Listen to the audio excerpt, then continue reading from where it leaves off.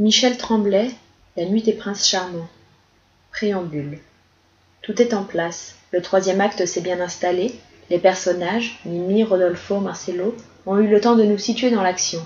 Mimi tousse de plus en plus, Rodolpho prétend vouloir l'abandonner, Marcello se trouve coincé entre eux, éternel confident de deux amants qui s'adorent sans pouvoir se supporter.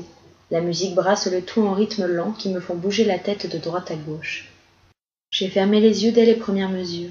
Je n'ai pas besoin du livret, je connais le texte par cœur.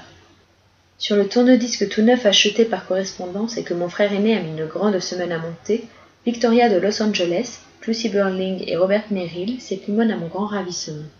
Écrasé dans le gros fauteuil de faux cuir, les mains jointes sur un début de bedon qui provoque depuis quelques mois l'hilarité de ma famille, la fin de mon adolescence et le début de mon âge adulte sont plus préoccupés de biscuits au chocolat et de tasses de Nestlé Quick que de marche au grand air et d'exercice physique, j'attends le grand moment.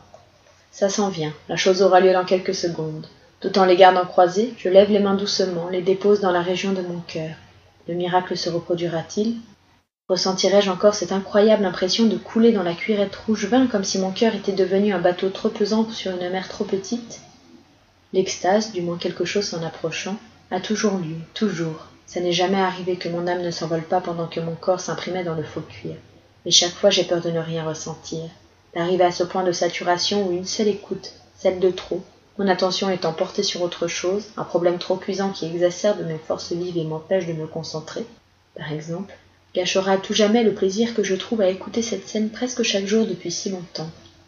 Rodolpho vient d'avouer qu'il était de mauvaise foi, qu'il ne veut pas vraiment abandonner Mimi, qu'il l'aime à en crever mais qu'il a peur parce que, ça y est, Mimi est tom-tom à l'atta. Les corps, les violoncelles surtout, qui battent comme un cœur au ralenti, cette mélodie déchirante dont je n'arrive plus à me débarrasser, qui m'empêche même parfois de dormir.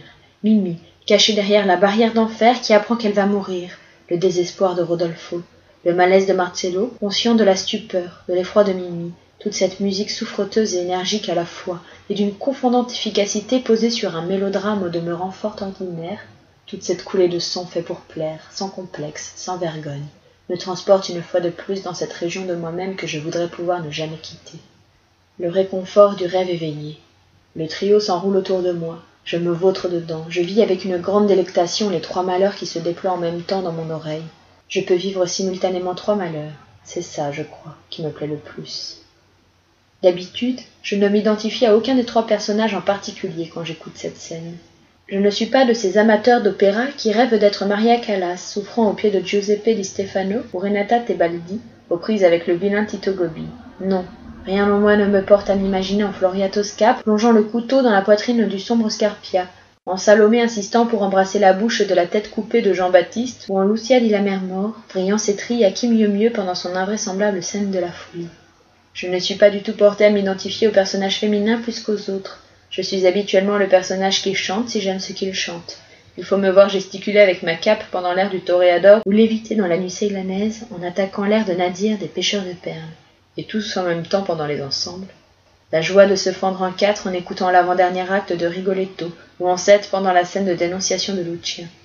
Je suis même le chef d'orchestre quand éclatent les plus beaux préludes et intermedii ou, plus rarement tout de même, un personnage muet qui assiste avec une joie méchante au malheur des autres. Mais je ne fais jamais partie des chœurs.